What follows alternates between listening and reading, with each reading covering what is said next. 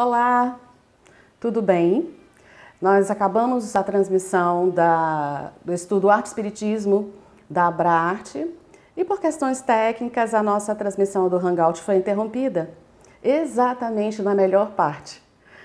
Quando nós ouvimos as perguntas, os comentários que foram deixados no chat e podemos compartilhar então um pouquinho das nossas experiências, das trocas de informações com esses companheiros que nos acompanharam durante o Hangout.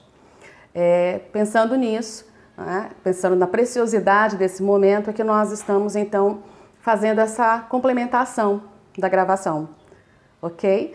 Nós vamos proceder à leitura aqui das mensagens, das perguntas que ficaram no chat e vamos respondê-las, ok? Bom, nós temos uma pergunta do Moisés, lá de Salvador.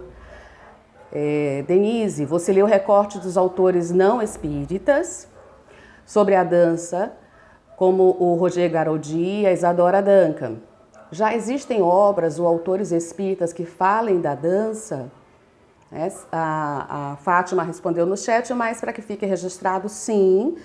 Nós, em 2012, a Abrarte editou um livro chamado Dançando com a Alma, Diálogos sobre Dança Espírita, que é um livro de artigos.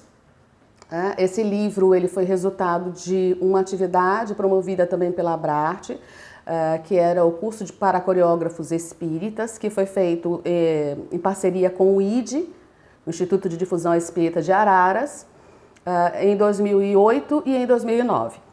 Então, esse livro reúne as primeiras reflexões que foram feitas naquela época por 6 profissionais da dança que são espíritas.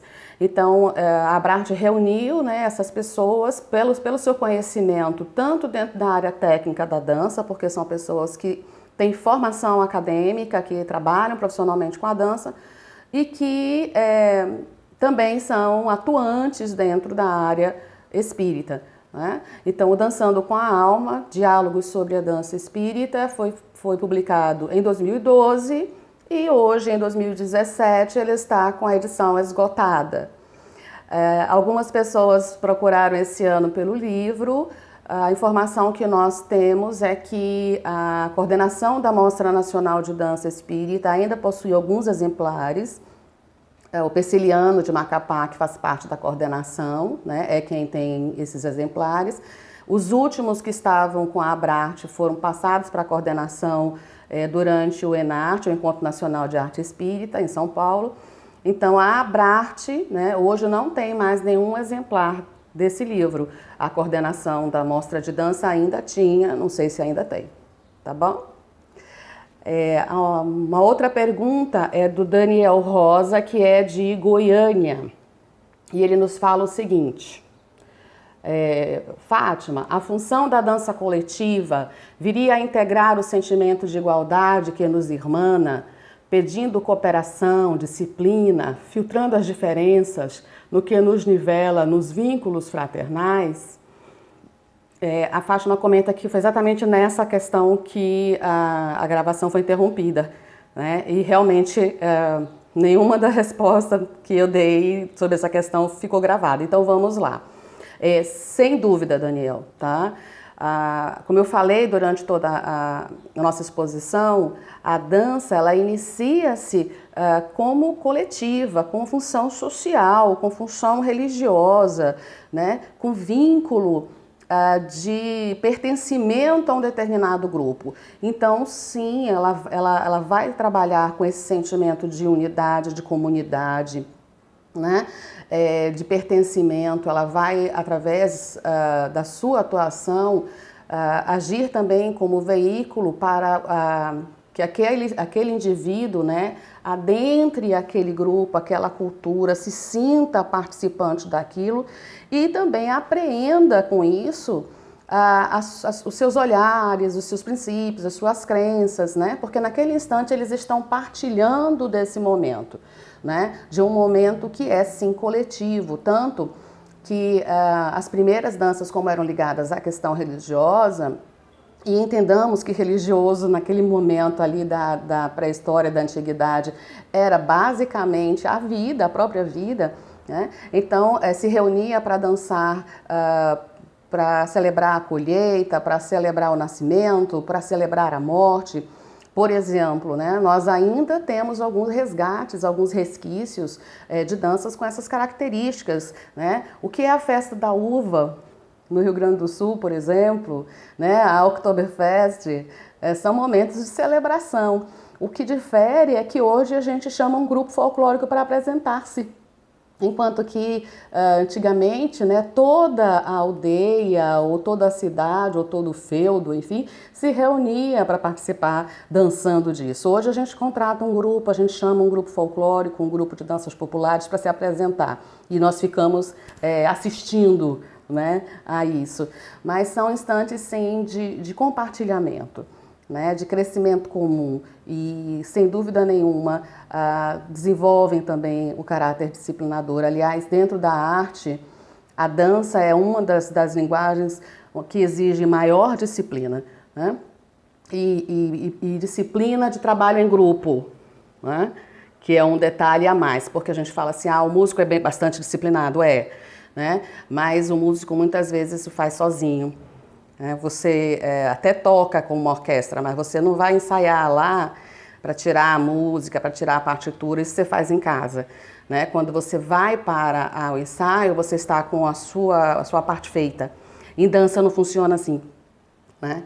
Em dança, o trabalho de grupo, o trabalho é coletivo sempre, né? Assim, se você vai dançar em grupo, todo o trabalho coreográfico, toda a parte de coreografia, toda a parte de limpeza de movimento, tudo é feito em grupo, né? Então a dança tem sim essa característica de pertencimento, de participação, tá bom? O Maciel de São Luís, né, pergunta onde podemos encontrar esse depoimento da Isadora Duncan. Maciel, né? Maciel, eu já tentei localizar o livro, tá? Porque ele é citado em várias fontes. O livro, eu não sei se, me parece que não há uma edição brasileira, tá? Sobre esse livro, né? Mas é um livro que, após a morte da Isadora, eles reuniram alguns escritos dela, né? Que não tinham sido publicados, que não tinham sido tornados públicos, né? Que não tinham sido reunidos em livro. A Isadora escrevia muito, tanto que ela deixou alguns livros para nós, né? Nós temos no Brasil alguns livros da Isadora, registros biográficos dela, posições sobre a dança, enfim, né? Mas esse livro, especificamente, ele chamaria-se A Arte da Dança, tá? E foram, na verdade, artigos escritos que foram encontrados, né, nos pertences da Isadora, que não haviam ainda sido publicados, não haviam sido reunidos em nenhum livro, né, e então foram reunidos para serem publicados. Então eles são escritos póstumos, né, ou seja, após a morte da Isadora. Eu já tentei localizar esse livro e eu não consegui. Se alguém conseguir aí, avisa pra gente, tá? Mas o texto, esse texto especificamente, né, a bailarina do futuro ou a dançarina do futuro, dependendo da tradução de onde você encontra, você consegue encontrá-lo na internet, tá? Se você procurar aí na internet, né, no site de busca, a bailarina do futuro, Isadora Duncan, você vai acabar achando aí uns 4, 5 sites onde você tem o texto. Alguns na íntegra, outros são trechos e as pessoas comentando sobre esses trechos, né? É um texto bem maior do que o que eu li, tá? Mas você consegue pela internet ter acesso a esse material, a esse texto especificamente, ok? O Alves Vespasiano de Minas Gerais fez o seguinte comentário: vivenciar a dança no lar desde cedo faz toda a diferença, como foi falado. Aí posso compreender por que a dança nunca fez parte da minha vida. Denise, não entendi o que a companheira Lúcia quis dizer com essa colocação e não houve tempo. Tá, não é o Alves, desculpa. É a Lúcia Alves, que de Minas Gerais, né? Eu só vi o sobrenome, não tá aqui. Lúcia Alves de Minas Gerais colocando isso, né? De que ela precisava ter vivenciado a dança no lar desde cedo, a importância disso. Então, ela compreende por que a dança nunca fez parte da vida dela, né? Acho que assim, ela não teve essa oportunidade de vivenciar essa experiência pequena, né? Essa experiência enquanto a criança, e aí depois cresce e realmente, assim, a sociedade faz um pouco isso conosco, né? Aquilo que eu falei da questão do corpo construído, o corpo adquirido. Dependendo de onde a gente nasce, da ambientação, da família, da profissão que escolhe, enfim, todo esse manancial, né, que nos rodeia, toda essa ambientação, de fato a gente vai ter um pouco mais, um pouco menos ligação com determinadas áreas, com determinados temas, né? Em casa, por exemplo, nós tivemos um ambiente muito letrado, meus pais sempre tiveram muitos livros em casa, muitos, naquela época, LPs, né? Então nós ouvíamos muita música, meu pai era poeta, então assim, nós tínhamos um ambiente artístico muito propício em casa, sempre tivemos. Então, realmente, quando você tem um ambiente estimulador para a arte, é mais fácil vivenciar isso, né? Quando você tem um ambiente que é mais castrador, que é mais limitador, é bem mais difícil. Mas olhe, eu conheço vários grupos, várias pessoas dentro e fora da dança espírita que vão buscar a dança depois que são senhoras de si, senhores de si. Depois que os filhos foram criados, depois que entraram para a aposentadoria, né? E agora não precisam mais de terem controles externos, e nesse momento vão ser muito felizes, né, com o trabalho com a dança. Inclusive o pessoal da educação física tem investido muito nisso, no trabalho com a terceira idade, com a melhor idade, né? Eles têm feito muitos trabalhos para a questão da valorização da vida, da qualidade de vida com os idosos, e têm usado muito a dança. Então, nunca é tarde não, tá? E para nós que somos espíritas, mais ainda. Porque assim, você ama a dança, você quer, não teve oportunidade, né, nessa vida de trabalhar com a dança, não espera a próxima encarnação não, começa agora. Que aí na próxima você já caminhou um pouquinho, tá bom? Vamos lá. Ainda a Lúcia, né, fala o seguinte: no caso do artista profissional, como fica essa relação com a arte espírita? Ele traz a sua técnica e todo o seu conhecimento, mas para aplicar em uma outra proposta. Sim, nós temos alguns casos assim, né? Pessoas que trabalham profissionalmente com a dança, com propostas variadas, né? Não necessariamente com propostas dentro da dança espírita, né? E nós temos alguns grupos que trabalham, que as pessoas que estão junto ao grupo são profissionais da dança, tá? Eu não vou colocar, eu acredito que nós não temos um grupo profissional de dança espírita, tá? Assim, um grupo que tenha esse perfil de trabalhar profissionalmente com a dança espírita, até porque esse olhar da arte espírita profissionalizada está sendo ainda construído, sabe? Não só dentro da dança, né? São poucos, bem poucos, os artistas espíritas que são profissionais dentro da sua área, né, e trabalham exclusivamente com a arte espírita. Nós temos alguns, mas são bem poucos os artistas espíritas que você olha, você pergunta, e quando você não está trabalhando com arte espírita, você faz o quê? Eu só trabalho com arte espírita, né? Temos, tá? Mas dentro da dança, que eu saiba, não. Por enquanto ainda não, tá? Mas independente disso, como a gente falou, é uma construção, tá?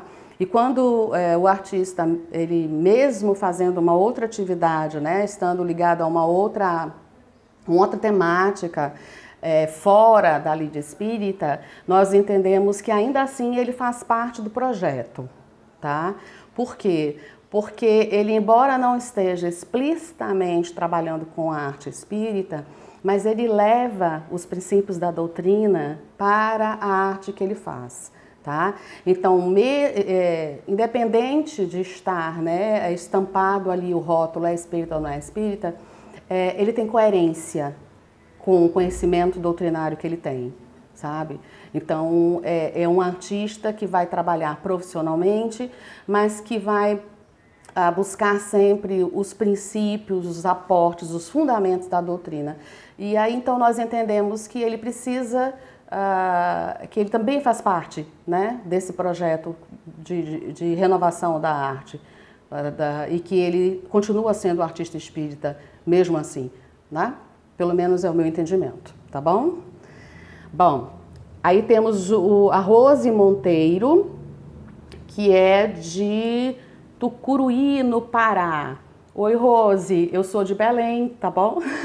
Faz um tempinho, mas eu sou de lá. A Rose fala o seguinte: na arte espírita, dentro do processo coreográfico, usamos ou não as técnicas de dança? As escolas podem ser usadas como Martha Graham, Vaganova, ou partimos somente do processo do intérprete criador? Olha, isso é uma escolha do grupo, tá?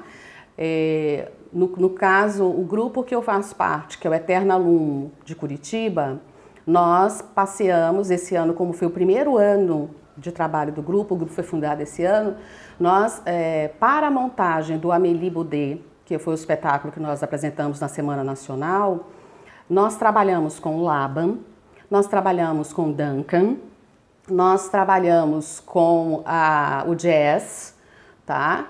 E trabalhamos também com o balé clássico, tá? Com a escola francesa do balé clássico, tá bom?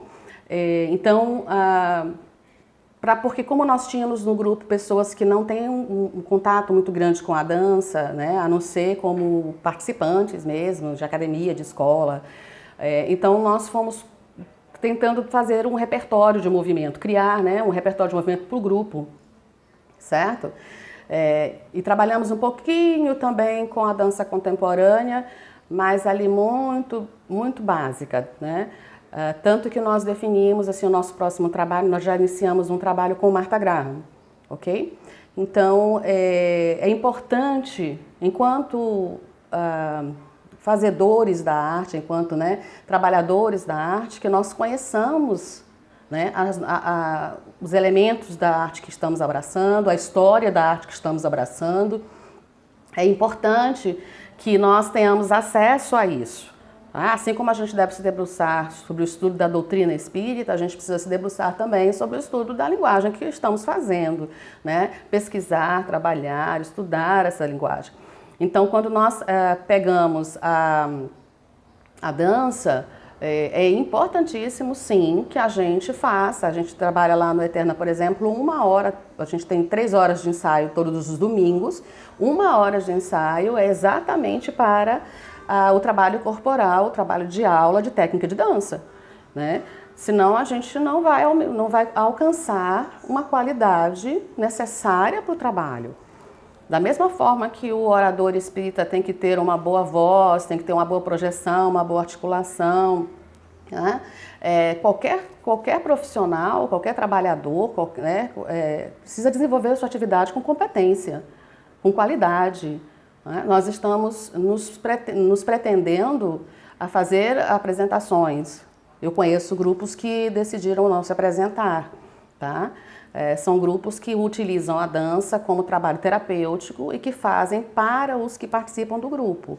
Isso é possível, ok? Nós falamos um pouco sobre isso no outro estudo, especificamente sobre a dança espírita. Mas se eu pretendo fazer uma apresentação, ainda que seja dentro da minha casa espírita, ainda que seja para os participantes frequentadores da minha casa espírita, eu preciso sim me preocupar com a qualidade do que eu estou apresentando, né? E essa qualidade ela é alcançada quanto mais eu conheço, quanto mais eu estudo a minha área. E a gente sabe que dança não é uma coisa da noite para o dia, porque nós temos que trabalhar, malear o nosso corpo, né? Então, não dá para só montar a coreografia e vamos apresentar. É preciso construir repertório de movimentos, repertório de gestos, como a gente falou, né? É o trabalho árduo, contínuo, disciplinado que vai trazer a qualidade da dança. E não só quando a gente vai ter a mostra, vamos então montar uma coreografia para ir para a mostra. A gente entende que é possível sair alguma coisa razoável? É, mas não é o ideal. O ideal é um trabalho contínuo. Aliás, Kardec nos diz isso, né? O que distingue um trabalho sério é a continuidade que se lhe dá. Portanto, se nós queremos trabalhar com uma área, com a música, com a dança, com o teatro, com o que seja, né, com a evangelização, assim, o evangelizador precisa estudar e precisa entender de metodologia. Não adianta ele ter conhecimento doutrinário, ele tem que entender que ele é um mediador de conhecimentos, ele é um professor, né? Então, da mesma forma, a gente precisa sim. E aí, se a pessoa que está à frente do grupo, ela tem uma formação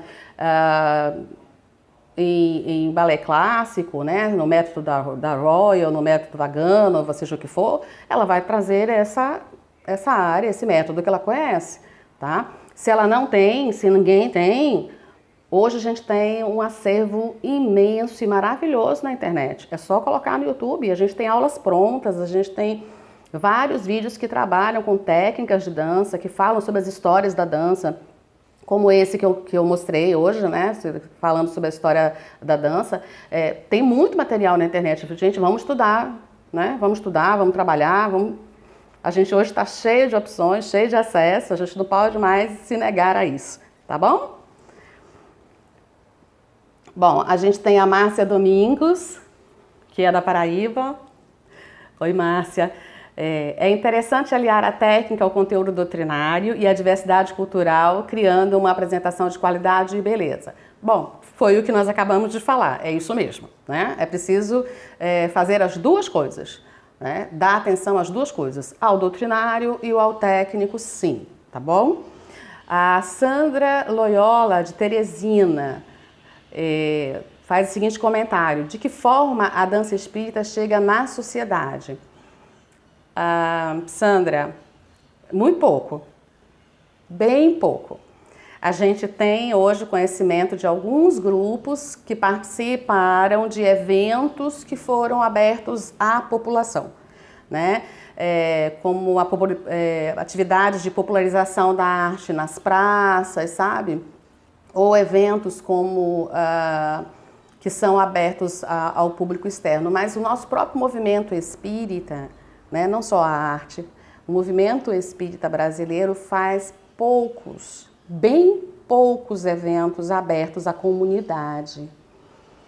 Então, se nós tivermos mais eventos abertos à comunidade, mais a arte espírita estará sendo oferecida para a comunidade em geral.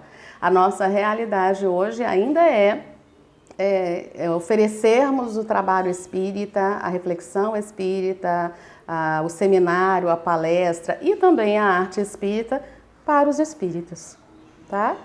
Nós temos um amigo que costuma dizer, inclusive, que é dar milho para galinha gorda, né? Justamente por esse olhar, tá? A gente entende, sim, que o espiritismo não veio para os espíritas, né? O espiritismo é um projeto do Cristo para a humanidade, mas o movimento espírita organizado ainda não se apropriou disso, tá? Nós acreditamos que isso vai acontecer, tá? Que passo a passo a gente vá conquistando esses espaços, né? A gente vai conquistando, e isso depende também muito da gente, sabe? Assim, por que eu vou me apresentar dentro da minha casa ou dentro da casa espírita de companheiros, de conhecidos? Por que eu não levo para o teatro aberto? Por que eu não levo para a praça pública? Né? Isso é um movimento lento, tá? Mas eu acredito que isso vai acontecer, ok? A Edmeia Gonçalves, do Rio de Janeiro, fala o seguinte: no Centro Guia Celeste nós já praticamos com os adolescentes. Bom, eu acredito que seja a dança, né? Porque como está na ordem aqui, eu acredito que eles possam fazer a dança lá. Temos também em Belém, tá? A MELB, né? Mocidade Espírita Legião do Bem, que faz um projeto social maravilhoso, tá? Com a dança. Lá eles utilizam do balé clássico aos sábados, a Casa Espírita, o Centro Espírita MELB. Tem o projeto Lúcia e Esperança, e nesse projeto eles atendem a comunidade no entorno, tá? Reunindo cerca de 300, 400 a Maria